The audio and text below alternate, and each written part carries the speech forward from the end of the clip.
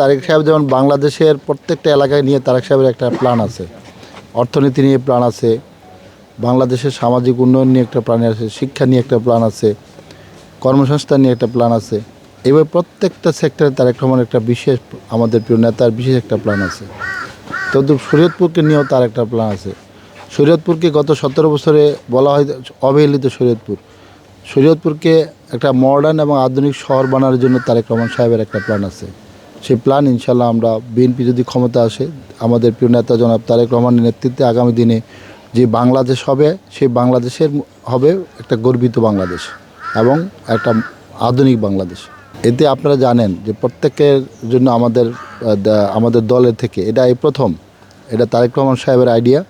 এবং তারেক রহমান সাহেব যাতে কৃষক এবং প্রত্যেকটা ফ্যামিলির হাতে যাতে একটা অর্থ থাকতে পারে, সেই জন্য তিনি তার এই ইনোভেটিভ চিন্তা তার মাথা থেকে আসেন।